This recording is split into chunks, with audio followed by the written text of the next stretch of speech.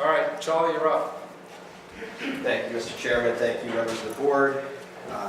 Charles Cradaville from New Brunswick, and I am here today to present on the bus systems that serve our city and share with you my findings after a couple months of looking into it, and some recommendations that I have for how we can improve those systems. So you all know me, but just so you know where I'm coming from here, I was very lucky to have great parents in the 1990s buy me a computer game called SimCity, and one of my parents is here today, and so I've been very interested in public policy and specifically transportation policy since a young age. I actually have it's the only trophy I ever won was for the Future City competition in 1998 at the Franklin Institute, and it all came full circle. Last month I got to be a judge in the Future City competition 20 years later, so been very into that. I had the good fortune of getting to go to Rutgers, came to New Brunswick to go to Rutgers first. I came to Piscataway though, and I actually didn't like it there.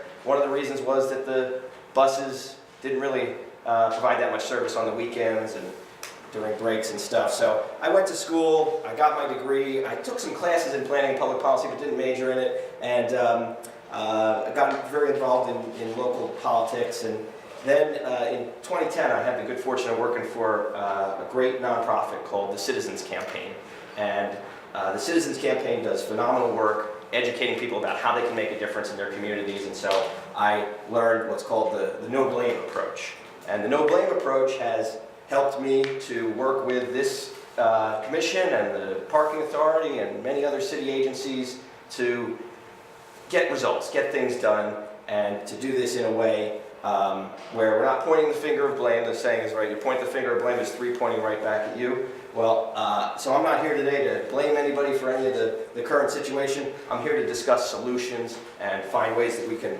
work together and move forward. And so an example of that was in 2011 when I used this approach with Rutgers to actually create a new bus route that exists still today, the New Brunswick Shuttle 2.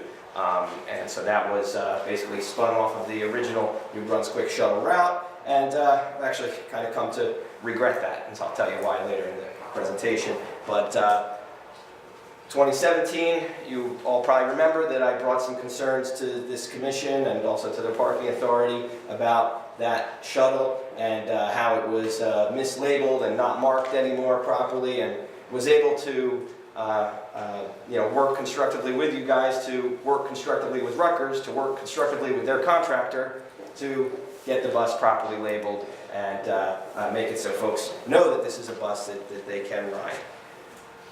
So just the kind of mission here is that healthy public transit systems include more than one option. They have a diversity of options that are interconnected in an intelligent way. So today we're going to talk about the bus systems, but they also have to connect to the taxis and the trains and the bicycle systems here, which have been improving greatly over my time in the city. So we have some great assets already here in New Brunswick. We're one of only a few towns in New Jersey that can say we have 2 New Jersey Transit train stations. We've got several miles of bike lanes now. We've got 5 different taxi companies with more than 40 licensed taxis. And we have a very walkable community. I'm lucky enough to be able to walk most of the places and not need a car. And you can see this is actually a map from Walk Score, where you can see it's basically restaurants, bars, and coffee shops of how many are within walking distance. So you can see, like here in downtown New Brunswick, we have a lot of places, a lot of options for people to walk to. Some areas we have less, and some areas there's not really anything that you can walk to. But I have a question for everybody. How many bus systems do we have? It's kind of hard to say. It's maybe a trick question. I'll get to it in a bit. First, we've got to talk about the history of transit in New Brunswick. This is a photo from about 100 years ago. You can see this is the New Brunswick train station here, still pretty much the same as it looks today. And right there at the corner of Easton, Albany, and French is what was called a streetcar or a trolley. And that was one of the primary modes of transportation back before the automobile kind of took over the United States of America and to a lesser extent the rest of the world.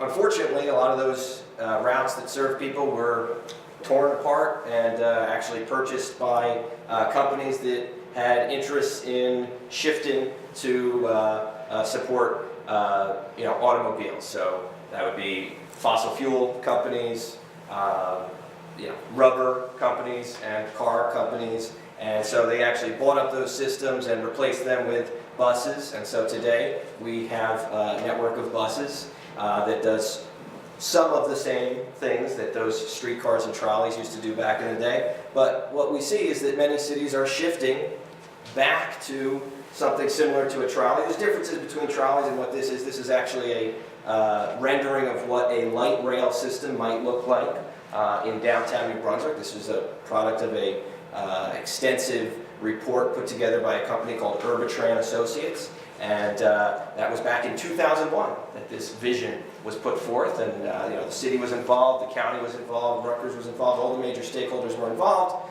but it hasn't quite come to fruition yet, and we'll talk about why in a bit, but ultimately there are some differences between the trolleys. Your trolleys are usually like one car, where light rail is more than one car, and there's some other key differences as well, but what we're seeing is especially urban areas shifting towards these rail solutions as opposed to bus solutions. So why am I here to talk about buses when the future might be something different? Well, in my experience of asking questions and hearing from the powers that be about what is possible, I've heard many people bring up, hey, why can't we have a light rail system? Sounds like a great idea. There was this whole study done. It was found that it would actually be the most popular such system in the state of New Jersey if it were built. And the answer is always, inevitably, yeah, how are you going to pay for it? This would cost multiple billions of dollars. And so the city of New Brunswick on its own cannot afford that. The county of Middlesex can't afford that. So without a doubt, for this to happen, we would need significant investment from state and probably federal authorities. And it's my belief that we don't stand a chance to get that investment from the state or federal government if we're not making the most of our existing transit options that we have. So that's why I'm here to hopefully help us maximize the resources that we already have in existence. So why do we fund transit? Just really quickly on the funding. A lot of the programs and the grants that are available are to connect people with healthcare, especially senior citizens and disabled folks. We also have another good reason that the government funds this type of activity, to get people to work. And that's especially true in areas where there's traffic congestion or folks who have jobs but don't have cars or can't afford cars. Obviously schools and universities, we have a huge bus system here for Rutgers, and special events. You'll see various events around New Brunswick and Piscataway, extra buses showing up. So those are some of the reasons that transit gets funded by the government, but really there's more reasons to do it. And people need to eat. So it's not just special events or going to work, but people need to do their grocery shopping, and everybody has to eat. Some people also like to drink, and New Brunswick has a lot of establishments that sell a lot of alcohol, and from a public policy perspective, we don't want people to drive after drinking a lot of alcohol. So that's a good reason to fund transit. It's also, driving is very expensive for the public. So I don't have to tell you guys, gas, insurance, repairs, parking, and motor vehicle violations, those things all add up and can be very, very expensive. But it's also expensive for the public sector, for the government. Roads, bridges, tunnels, all the infrastructure that we use, the wear and tear happens quicker the more vehicles that are using it. So driving is a very expensive endeavor for our city. It's also risky and destructive. Since automobiles came about in this country, 3.9 million people have died in car crashes, lost their lives. It's something that I'm sure many people know folks who've lost their life or suffered serious setbacks as a result of these crashes. And it's something that we can do something about by creating safer alternatives. Also, pollution kills people all the time, and it accelerates perhaps the biggest crisis facing our planet, climate change. So there's a lot of reasons to find alternatives to driving, but another one that really especially affects New Brunswick, not everybody can legally drive.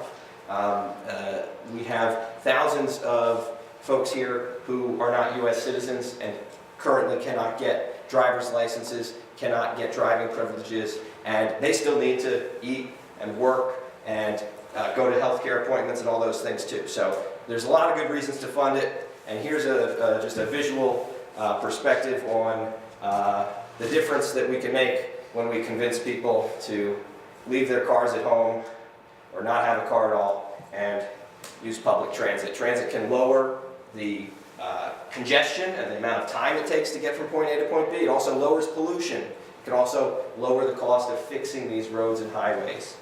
You cropped out the one that has the bicycles next to it. There was another one with bicycles in it. I'm sure you've seen that one. And so what makes great transit, real quick? High quality experience. That means having a safe, clean place to wait for the transit to arrive. It also means to have a comfortable vehicle that's the right temperature. It means having a smooth ride that's not bumpy or loud, and friendly people, both the driver and the passengers. That's what makes a good experience, but also frequency of service and reliability of service is very important. How often are the buses coming? How often are the trains coming? And here's one that I think we can do better on. Simple routes, simple names. A lot of people don't want to have to do research to find out when and where to get the buses, and we can do a lot to simplify just by simplifying the names of the routes and the way they're presented to the public. And then there's something that when I was at Rutgers, we were very fortunate to have online technology where we could go to a website and see exactly when the next bus was coming. It's nextbus.com. And now there's, of course, a mobile app for that. And there's other ways, even at some of the bus stops, digital displays that tell you the arrival times of each route. And so these are things we can do to make people's transit experiences better and ultimately make their New Brunswick experience better. What makes a great bus? Electric buses. That is the way things are going. I'm very pleased to report that after talking to a lot of people about this, electric buses are the way of the future. So there's a few reasons for that. First of all, they have zero emissions of pollution. They're not spewing diesel fumes into the air. At the end of the day, they cost more. They cost, on average, $300,000 more than a regular bus. But over the course of their use, they offset that cost by savings both on fuel. You do have to fuel them with electricity, and that costs some money, but it costs significantly less. And the maintenance of an electric vehicle is much lower than the cost of maintaining an internal combustion engine vehicle. It's also healthier for the passengers, for the drivers, and for everybody who's living in this city where the buses are driving around. Great buses are accessible to riders with disabilities. That is a must. Also, great buses have a GPS tracking device on them that connects to those mobile apps and websites and smart bus stops so that people can find out when the next bus is coming and have it be reliable. So here's a little bit of a success story presented to the parking authority that I thought it might be a good idea to have a bus shelter outside the Wellness Plaza, and to your credit, the parking authority stepped right up and put one there because it's going to connect people to that healthy food at that grocery store. It's going to improve ridership on the bus routes that go past it, and it's ultimately going to give people a place to wait, whether they're waiting for a bus or a cab or a person who's picking them up, and ultimately improve their New Brunswick experience. So that was... That's not what it looks like today. This is under construction. Yeah. This is made my day to see this. I was thrilled to see this move forward. And I know it was talked about today, but you guys did approve and hopefully going to move forward with this bus stop right here at 410 George Street. You can see somebody sitting on the side of the building here and others waiting without shelter. This is a prime location for a bus shelter, and I'm glad to hear it's moving forward. There's another key location right across the street here. This is where Coach USA stops their buses Could use one there. Here's another one, and we could go through all day the different spots that might need a bus shelter, but I came here to give you guys a bigger picture. So let's talk about the various bus systems that exist. This one really bothers me because there's still no shelter here. This is the biggest bus stop in the Rutgers bus system. Is that the yard? That is right by the yard, yeah. This is, There's one there. They play one there. okay, good. I look forward to that. And so it's the largest university bus system in the United States of America.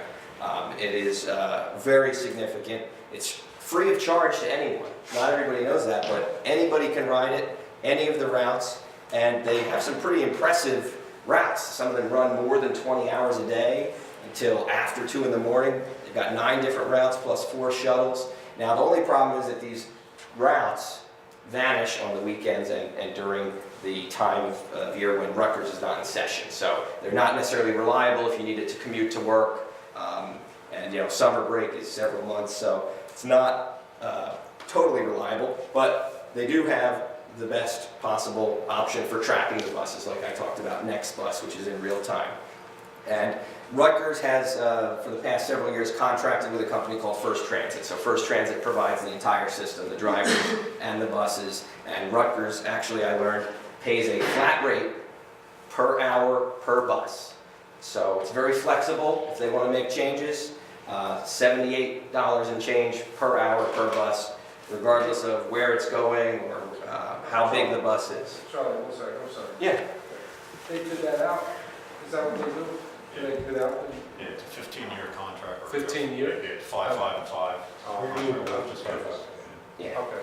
And so what the person in charge of this at Rutgers told me is that they believe they're getting the very best price possible because they have such a large system and they're using this contractor, giving them a flat rate. So they're in a good position there. So here's an example of one of those smart bus stops there. This is also on College Avenue, and it tells you exactly how long until the next bus comes. These are all the routes that we have. We don't have to go through them all, but there's a couple that I am going to focus on. The double E and the F. The double E is really the route that's most useful to non-students. It, of course, connects the Cook Douglas side of town with the College Ave downtown side of town. And so that's one we're going to focus on, but also this quick shuttle.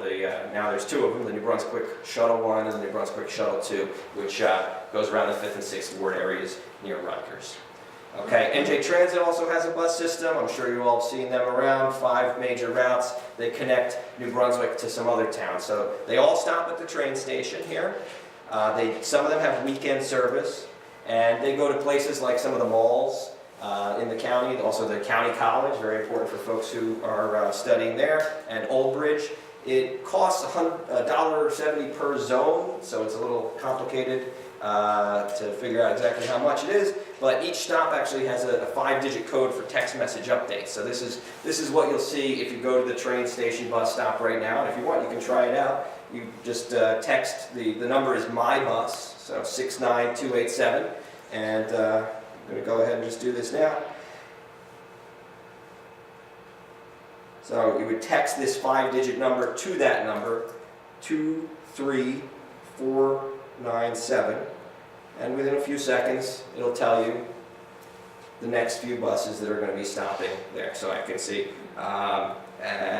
in the next 15 minutes, there'll be the 814 going to Middlesex County College, and then 7 minutes later, the 814 going the other direction to North Brunswick, and then at 2:35, the 811 to South River.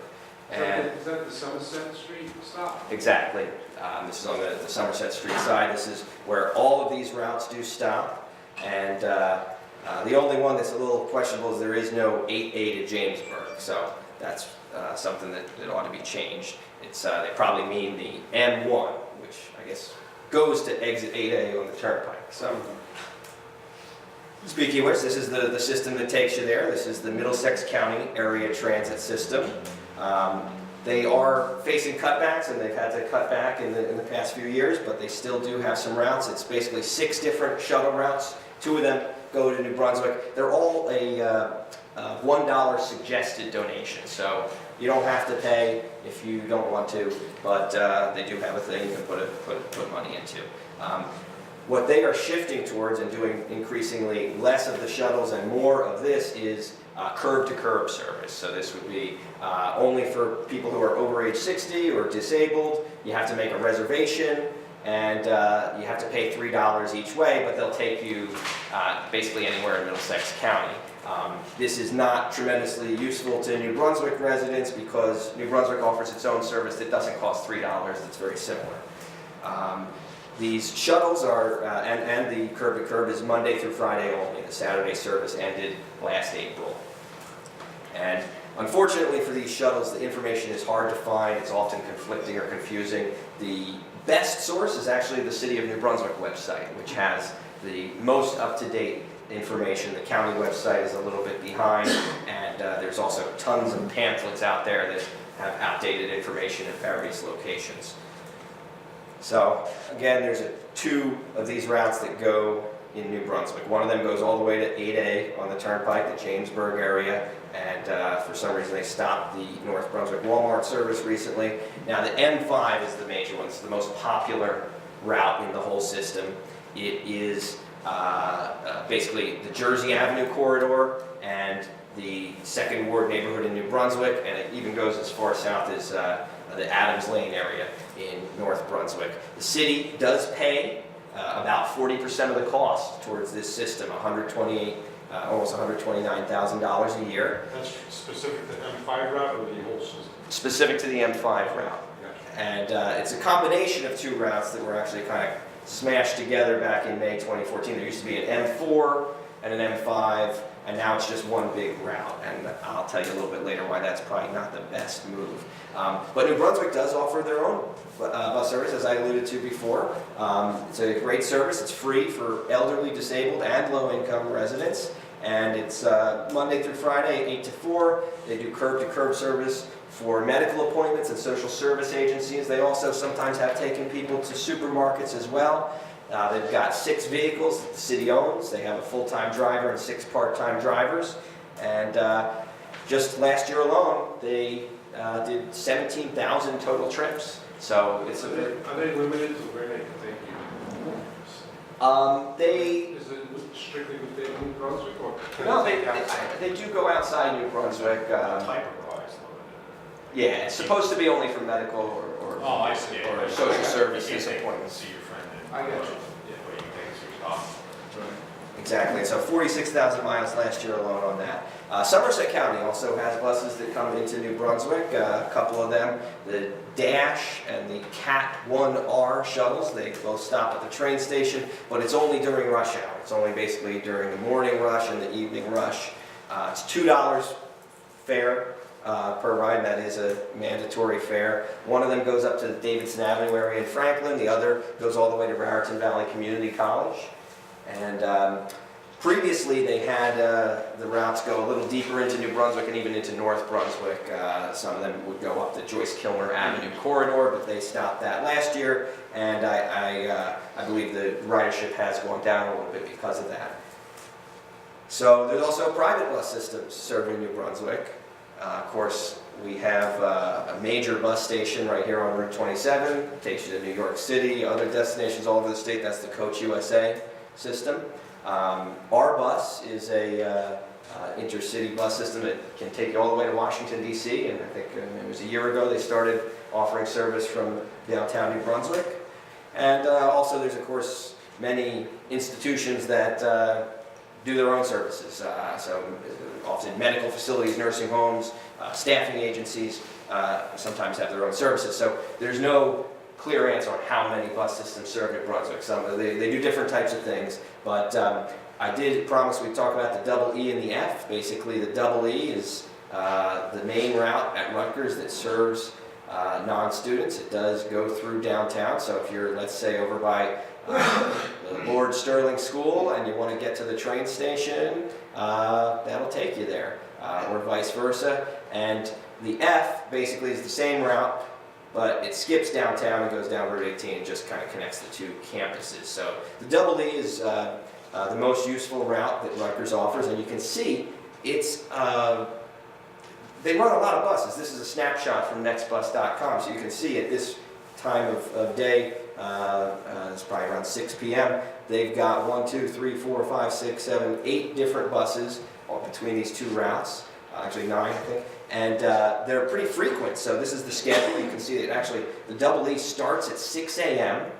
and goes all the way until 2:36 in the morning. So that's more than 20 hours a day. Again, this is only when Rutgers is in session, only during the weekdays, but it's a very significant offering. And at the most frequent time, it comes every 9 minutes. So compared to some of these other routes I studied, this is a pretty phenomenal offering. So that 2:36, was that from Friday night to Saturday morning, 2:36? Yeah, they do it on Friday nights till I'm 2. just saying, because you're growing up in the beginning, you know, a lot of bars in town, so you grab the bus. Last call at usually 1:45. Yeah. So basically, of the 9 full-fledged routes, the double E is most likely to be useful to non-students. Now, I do have a few recommendations for how the route could be improved to even better serve New Brunswick. So basically, the way it works now, the F bus basically takes Commercial Avenue to Saddam Street. It goes past Sacred Heart Church. There's really no reason that the double E could not do the same. It just have to make a right and go down Commercial Avenue, and then you could have a stop at Sacred Heart Church that would allow folks who live in that neighborhood to enjoy the benefits of this system. There also is really no stop on this side of the street for a little while, so you could have one at Bravo, and that would connect people to that supermarket. There is a bus stop in front of the Exxon here at the corner of Commercial and George, but it's not a great stop. It's just really a sign. And if the city and the Board of Ed could work together, you could maybe move it over, and instead of being in front of the gas station, it could be kind of towards the edge of the Lord Sterling School, and you could put a shelter there. It could be good. Also, Hope Manor, there is a bus stop where some buses stop, but not the double E. So this would be something worth talking to Rutgers about, adding some stops in this area. What's the bus that stops in front of the, it's off Commercial Avenue, the public safety? That's not commercial, but. That's where he has RUPD. Yes, That's right there. the F stops there, That's the F? but not the double E. Gotcha. The double E stops in front of the police station on George Street. George Street. Right, so they both kind of hit the same area, which is fine, but it would be nice if they could actually make a stop here at Sacred Heart. And so, obviously, we should be pushing for Rutgers and First Transit to phase in electric buses as well. That's something that would benefit everybody, including the planet. And we should really be pushing for expanded service on the weekends and during those break periods as well. And yeah, those are my recommendations there for where some of these stops could be added. Also, if you wanted to, you could take a little venture into the Sears parking lot. It's only a half mile, and you could actually take people directly to Sears, as well as the entrance there to the Dewey Heights and Tove Manor neighborhoods, and serve more folks there with a very limited diversion from the route. Okay, so the New Brunswick Shuttle. This is the one that's near and dear to my heart. I used to ride it when I was a student. I used to ride it when I lived in downtown. I've worked with Rutgers to change it, and I unfortunately feel that some of the changes that were made hurt ridership. What happened was I presented an idea for a route that I thought would be a little better, and what ended up happening was a compromise. They split the route into two. So there's a New Brunswick Shuttle 1 and a New Brunswick Shuttle 2. And so now, instead of the bus coming every 15 minutes, it comes, half as frequently, because there's, instead of two buses on the same route, they're two separate routes.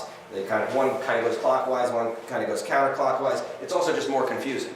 People don't necessarily know which one serves them. It's also confusing because it serves like the Colony House and Landing Lane Apartments there in Buffalo Park. It serves them, but only during the peak hours. So, it can kind of be a little bit confusing. When I lived out in 10 Landing Lane, it was, useful during the peak hours, but then non-existent, and I don't necessarily understand the logic behind why that was ever that way. I think it was, if I could just interject, if I remember correctly, one of the thoughts was that to grab people who worked at the hospitals, Right. they would grab the shuttles, they get in the car and bring them in. St. Peter's I was House. wondering. It's the train station, no. I mean, Right, the train station. I wrote the grant when the service started. It was funded by New Jersey Transit. We had a subsidy for it.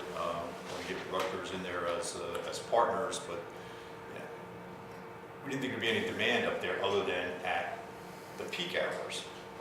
And if you're running up there, it adds 5-7 minutes to the route. And there, if you do that, you get less service on the rest of the route. It takes longer to get to the rest of the route, and you're not picking up any riders during those non-peak hours. You might serve a couple of people, but not many, and you're delaying people on the rest of the route. Understood. I have some suggestions on that. You know, ridership has declined for a variety of reasons. I think the main one is there's not really many shelters along the route, so people don't know that they can flag down the bus. It's kind of different in that respect. And it's just, in general, confusing. This is what's currently available on the Rutgers website for it, so you can see it's a little bit more confusing than necessary. And again, I take full responsibility for making some of those changes. But some suggestions that could improve the service. So just to compare it to other routes, it's really only like 4 miles long right now. And so with very minimal changes, it would still be under 5 miles, and that would be smaller than all the other routes still. So what could happen would be, obviously, phase in electric buses and boil the routes down to a local and an express rather than a 1 and 2. So you can have one that does a super quick loop and one that deviates a little bit to hit some additional places. One of those places would be the New Brunswick Farmers Market, right? The New Brunswick Farmers Market, a lot of folks shop there, and stopping there would improve access to healthy food. Additionally, there's a new building up on Maple Street, an apartment building. It would be nice if the bus went there. The only catch is to get back onto Lewis Street, Brookside Avenue is a one-way, and it's not the right way. So I would recommend actually changing Brookside Avenue to a one-way the other way, and the bus would be able to hit these areas on the local route. The express route could still do what it does today, just head on down Lewis Street. Also, instead of going straight through this light at Easton and Ray, you could make a left at the light and stop right in front of this rather large apartment building as well. Same company that built the one on Maple Street. This is where their headquarters is. It also has a lot of students living there and a lot of folks that would benefit from this service. It's, I think, 205 Easton. They call it the Bookend Building, and adding service there would be good. Additionally, I would recommend that instead of just going all this way to hit Colony House and 10 Landing Lane, the bus could go a little deeper up Easton and stop at the sort of west entrance to Buckaloo Park, Easton and Lincoln in that neighborhood. I don't quite know what to call that neighborhood, but adding service there would be awesome, right, for the folks there. And it would be, again, only the local route would do it. So the express route could go right here and go head on down Senior Street and keep that tight loop. But then you have a local route that would hit some additional locations. And the only catch is, It doesn't save you anything. As you go in that Easton Lincoln entrance, to get to the Colony House, you got to go all the way around the park. which is why we would change the traffic pattern in the park to allow the local shuttle to swiftly move through the park. It's just a recommendation, but I think it would be something that would improve the usage of this rail. Okay, now we get to this one, the M5, which is now a monster of a route that basically starts at the train station, goes all the way up the Jersey Avenue corridor, all the way out to Aldi, back down to this dangerous intersection that was discussed today, and up all the way down to basically Adams Lane, or the Adams section of North Brunswick here, and then it goes back and hits the same exact stops that it just hit, and then goes back to the train station again, and then goes and zigzags through the Second Ward, and goes all the way through. So this is a bad idea. It was combined, and now it has a name that's Not exactly the best marketing. The M5 Jersey Avenue, Brunswick Commercial Avenue Shuttle, How long does it take to run that one route? about 2 hours. 2 hours? Yeah.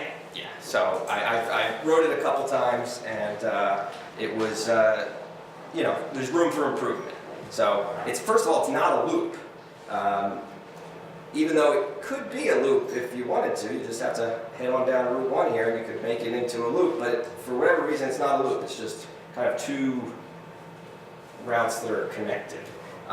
It's a 2-hour route, and it stops twice at some of the same places, which really causes confusion, because if you're getting on the bus, all you know is it's the M5. You have to basically ask the driver, well, are you the M5 that's going this way or that way? And there's a lot of room for improvement. And you can even just see the way the map is laid out. It's confusing. There's a lot of room for improvement on this route. And since the combination of the routes, ridership has plummeted. So I actually went ahead and got the data for the past 7 years. And you can see the peak ridership was in August 2012 for all of the whole MCAT system had almost 40,000 riders that month. And November 2017 was the lowest.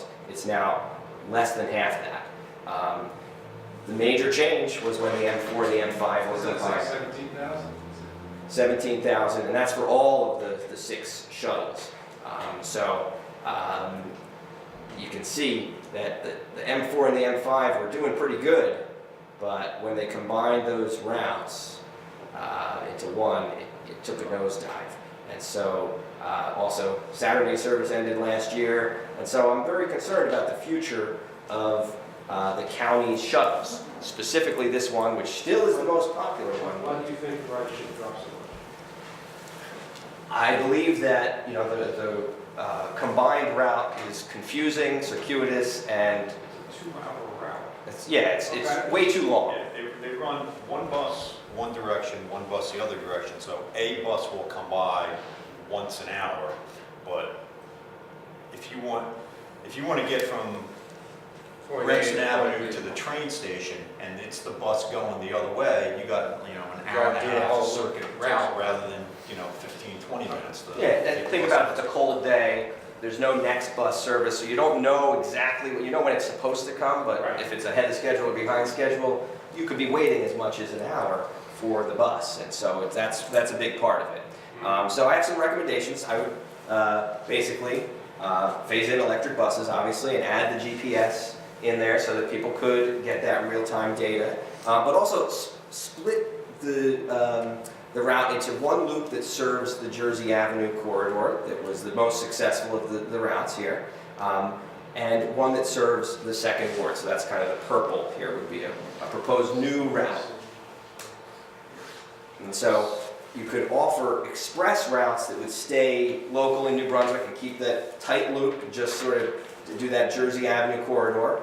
But you could also have a local route that would go a little further out of the way and hit some key places in North Brunswick, be able to take you to the new Trader Joe's, to the Walmart, and ultimately to the municipal building and the senior housing, the senior center there. And that could still provide the service that exists today for Adams Lane and these industrial area here in North Brunswick, but you would also have one of the routes running an express. So instead of having one that goes one direction, one goes the other direction, have one that runs an express route that focuses on getting the quickest time, and another one that focuses on hitting some of these places in North Brunswick. So after my analysis, I came up with some key problems with the current systems. The first one is the fragmentation. It's pretty obvious that none of these systems are working together as well as they could. Like I said, the best source for information is the city website, so the city deserves credit for putting that all in one place. But on the ground level, there's very little coordination. Just one quick example. My first time was riding the M5. I got to the Aldi, and I saw that the other M5 was coming. And I said, oh, I want to see the rest of the route. So I'll hop off here, I'll get on the other M5. And the guy, kind of questioned me and said, well, where are you going? I said, I'm just going back into town. He said, well, no, I'm going to North Brunswick. I said, okay, I'll go to North. He said, no, I'm going to North Brunswick, then I'm taking my break. I So, okay, I Obviously, you didn't want you on the bus. I was pretty much denied access to the bus, and I said, okay, well, I guess, and he said, don't worry, I'll be back in an hour. He said, I'll be back in an hour. This was a cold day, so I don't know whether he wanted me to wait in the parking lot for an hour or wander the aisles at Aldi for an hour, but my college education, helped me perceive that there's a giant bus station across the street that Coach USA runs, and so, it's not necessarily his job to tell me that, Coach USA offers a private bus service that you can get back into town with, but it would have been nice. Just from a customer service perspective, welcome to New Brunswick, it would be nice to have a little coordination there. And so I went to Coach USA and took the bus into town. It's $3.15, and it's a very nice bus. But in general, the fares, the hours, the days of operation, the frequency of service varies very widely, so it's hard for people to make sense of it and keep track. Also, the information is almost always available only in English, and even then, it's sometimes inaccurate. So, a lot of room for improvement on just the information aspect of it. Many people are simply not aware of the services that exist. I imagine some of you might have learned about some things you didn't know today, and I would bet that a lot of folks who live in New Brunswick who are not English speakers don't know that they can ride the double E and that it's free. Yeah, I don't think a lot of people know that they could use the Russian bus. Yeah, so They assume that they assume. yeah, exactly. It's a logical assumption, but it's something that we could kind of put the truth out there. And so another problem is that Rutgers service is awesome, but it's only during basically 153 days a year when school is in session and not on weekends. Also, as I pointed out, shelters are only present in a handful of locations. The city's doing a good job to try to address some locations, but there's a lot of room for improvement there too. And ultimately, the M5 and the New Brunswick Shuttle need to be modified and simplified. I think there's room to optimize them. So, before we get to the proposal here, the perfect system would look like this, in my view. One system that puts the focus on our city. Simple routes with logical names, not going to confuse people. Prominently marketed with easy access to the basic info in multiple languages. And a convenient website and a mobile app so that people can track the buses and know what their options are. Perfect system would have reliable and frequent service that meets high standards of quality. That means clean, comfortable, accessible electric buses with bike racks. That's an important thing. Also, standardized, reasonable fares that people can predict, or better yet, no fare at all. And hours of operation that are standard. Year-round service 7 days a week with express service during peak periods. And of course, safe, well-lit shelters with seating and accurate route information posted at the shelter. That's really going to be helpful so that people can just go to the shelter and see what to expect there. That could include digital displays that show the real-time arrival data so you know when your bus is coming, but it could also include a public safety component. Some of the Rutgers bus stops, you'll see blue lights. Those are emergency phone systems that connect to the Rutgers police. So if somebody is there and has an emergency, they can immediately call for help. Okay, so we need to launch a city bus system. Why? Well, it's going to connect people to job opportunities, healthcare, healthy food, and education, but most of these pieces are already in place. They're just not optimized or connected into one coherent system. Charlie, excuse me. Yeah. I see you taking pictures. Can we get a copy of this? Of course. Okay. I'll be happy to provide that, and I will have a handout in just a moment. So, setting those uniform standards for hours of operation and quality of service is going to simplify and improve the overall experience of users.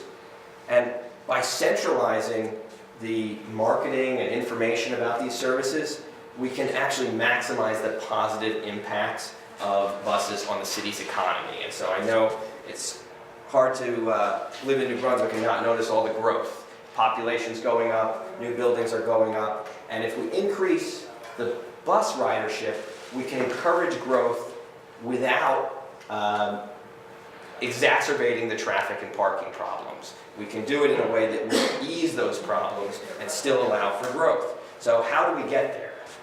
It's a big idea, I know, but there's two options. So the first option is we can piggyback on that Rutgers contract with First Transit. They're getting the best price possible from a huge vendor, and we can work with them to expand service in a strategic way. It's something that I was surprised to learn that it's so straightforward. $78 and change per hour per bus, regardless of the size of the bus or where it's going or what hour of day it is. $78 and change per hour. Option two is the old-fashioned way. We can buy some buses, hire some drivers, launch our own city bus system to strategically supplement those existing services. But really, whatever we do, whichever path we take, we're going to have to partner with Rutgers, we're going to have to partner with the county and other stakeholders to unite some of these existing routes into a single, unified, stable, reliable system that has those high standards, that has one uniform, catchy name, and a centralized hub of information so that people can access all this in the same place instead of having to go to 5 different websites to find out which buses run in our city. So what would it look like? Forgive the crude Microsoft Paint mock-ups here. I, worked out a couple of names that might be good. The Bruns bus or the Brunswick bus. I never really was a fan of the Brunswick play on words, but I've come around. So well to you. But I've come around. I've come around on it, and I've come around on it, and I believe that actually Brunswick bus is the best possible name. There you go. And I think that it's a so. First of all, we would need to create that brand and market that brand in a bigger way than we have so far. But we'd also launch a website that would be a hub of information about transit. It doesn't have to just be buses. The nice thing about the word Brunswick is it can be more than just buses. It can be eventually light rail. It can also be bicycle, pedestrian amenities. It can be other services. And so I give you here the Brunswick Shuttle system. This is a, kind of sim city of its own. Okay.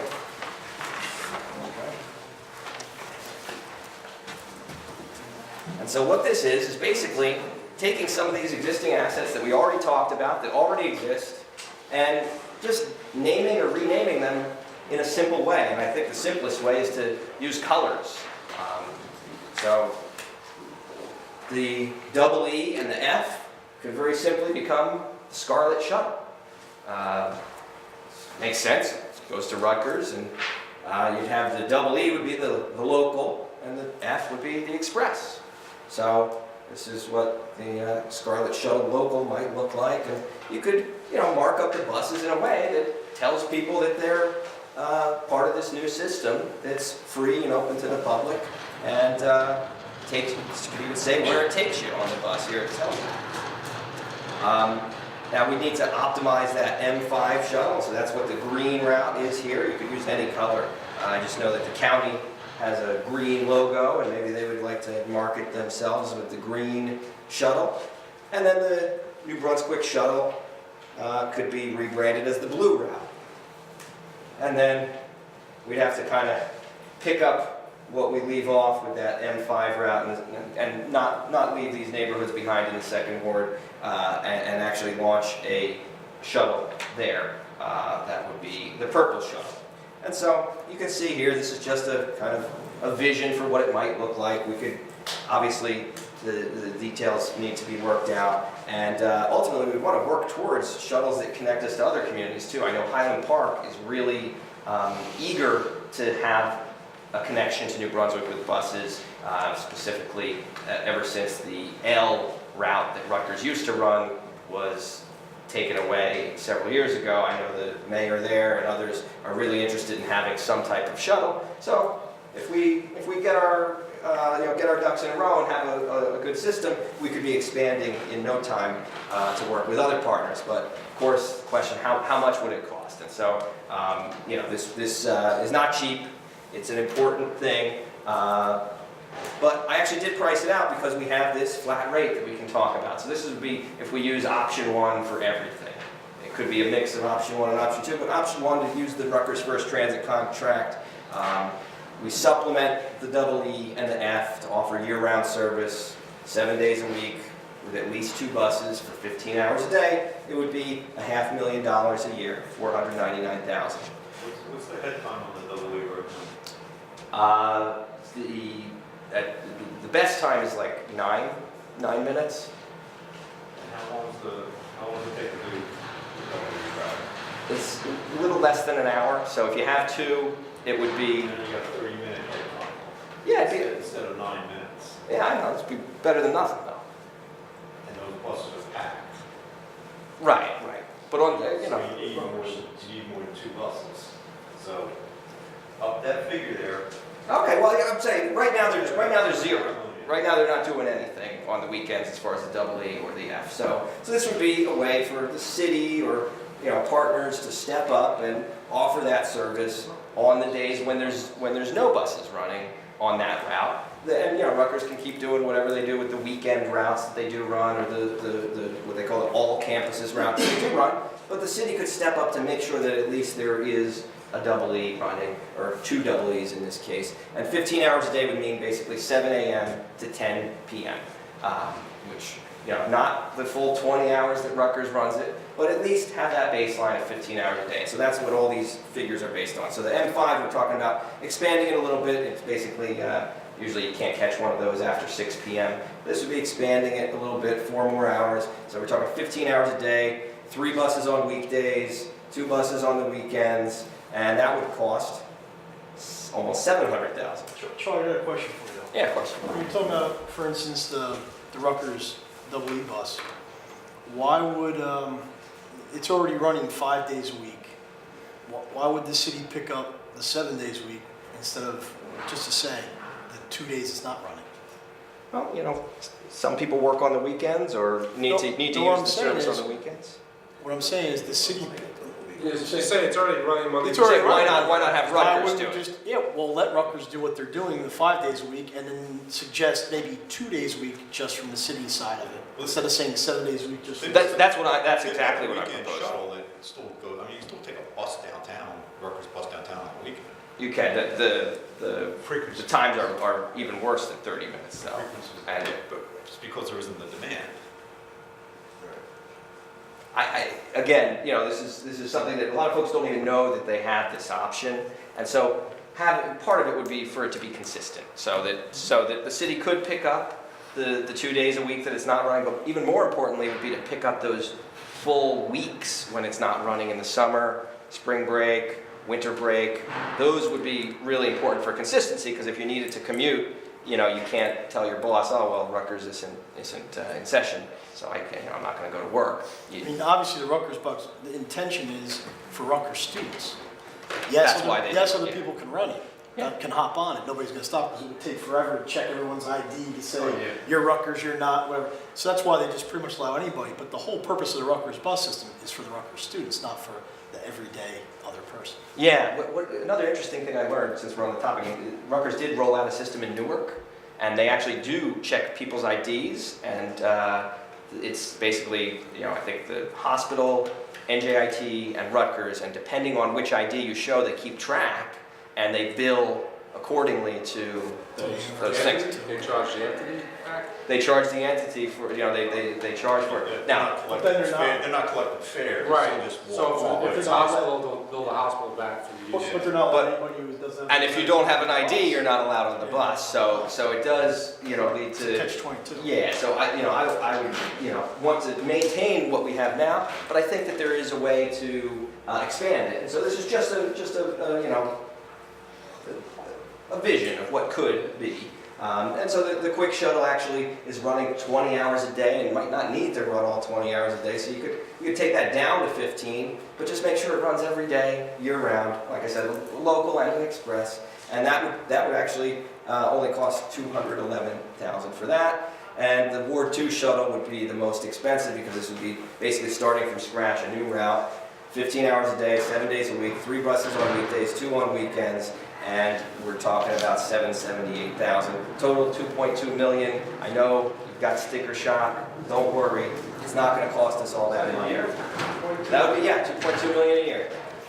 And so the two biggest ones are the M5 and the Ward 2. Now, Right now, we're not paying any of this. right now we're paying. Throwing that out there. Right now we're paying six figures towards the N5, and we're also paying $250,000 to run the dial-a-ride system. But you know, we're in the game, but we're only tangentially in the game. Does the dial ride go away? No, I wouldn't propose that, but it might help folks who would otherwise need the dial-a-ride. So these are the two biggest chunks here. And the nice thing about this is we can partner with other entities to make this happen. Nobody would expect the city of New Brunswick to run both of these routes entirely by ourselves and go to North Brunswick, to go to Trader Joe's and Walmart, and basically pick up what the county has been doing. So how do we pay for it? There's obviously grants from the federal and state government, which is an important component. Support from businesses and buildings that will benefit. So that's a key. Some of these supermarkets would really benefit from having regular bus service. Some of these apartment buildings that are going up would benefit from having a bus stop right outside. It would be something that they'd be able to get more people to live there, and also get less cars there. It's something that we often hear at the Planning and Zoning Board is a debate over how much is the demand for parking and the traffic congestion that's going to result from the building.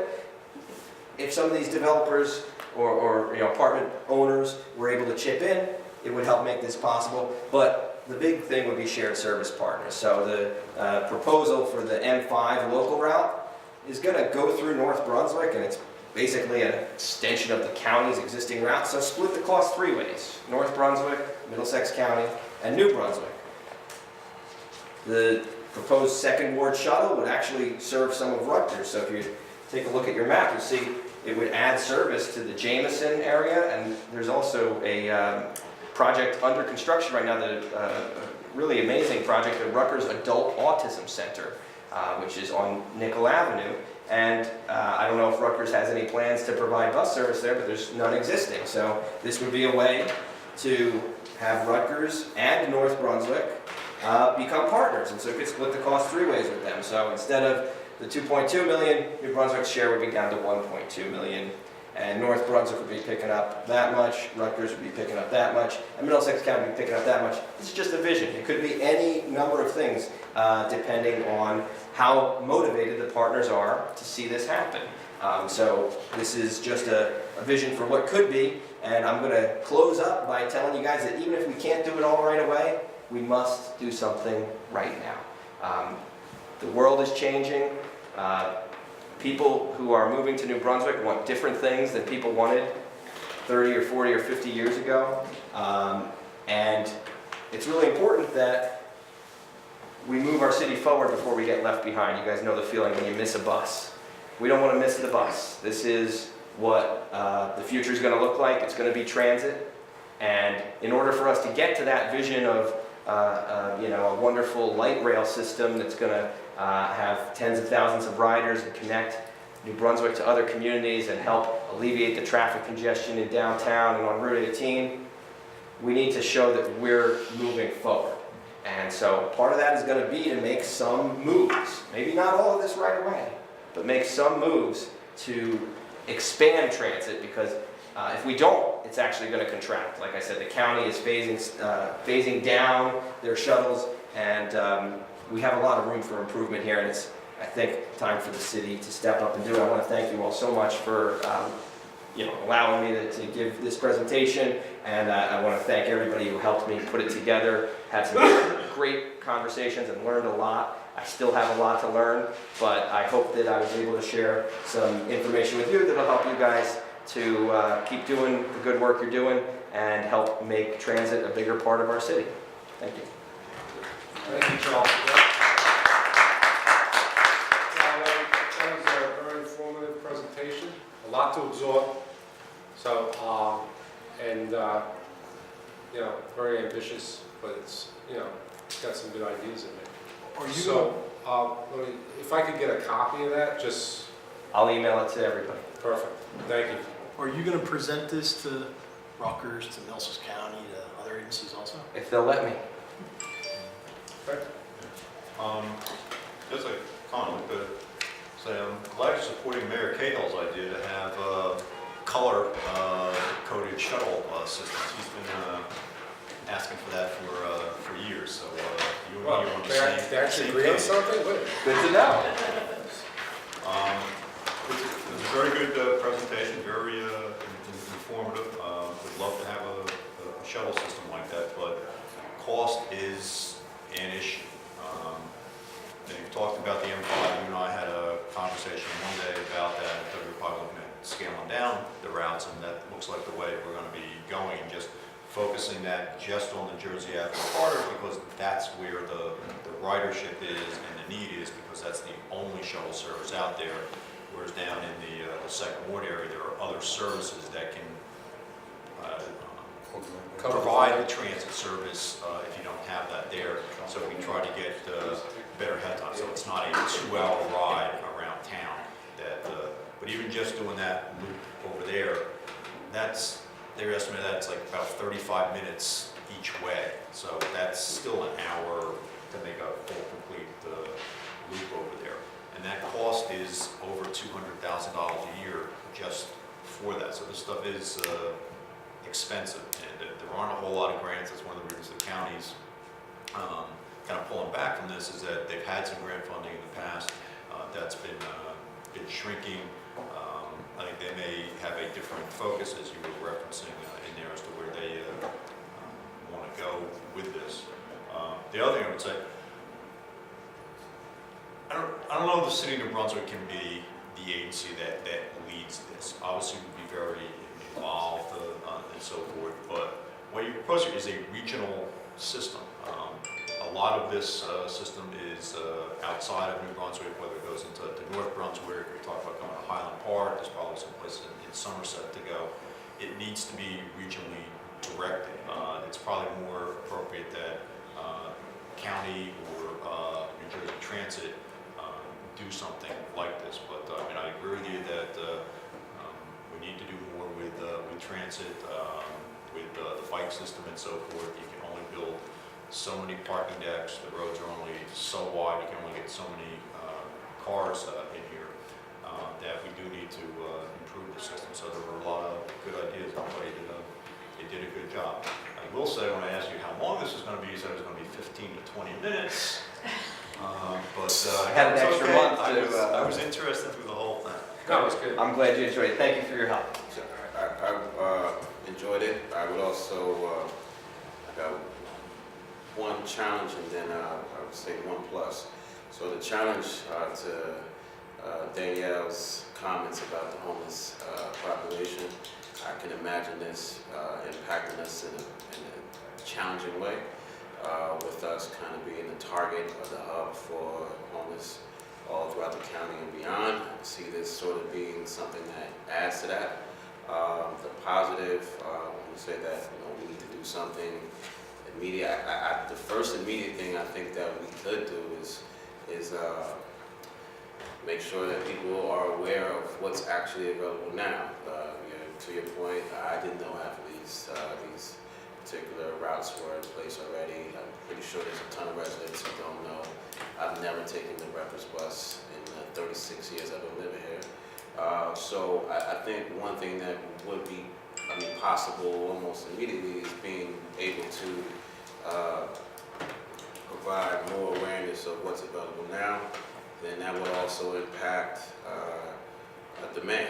Once people are aware of what's available, we still see these, the level of rides taking place, either increase or decrease, then we can at least get a good baseline where we need to move next. But I think that's something that everybody can do, is just share, like, hey, you can take this bus here at this time. And just on the M5 stuff, what we are talking about is potentially using Rutgers to operate that bus, and potentially putting the GPS in there, so potentially using next bus.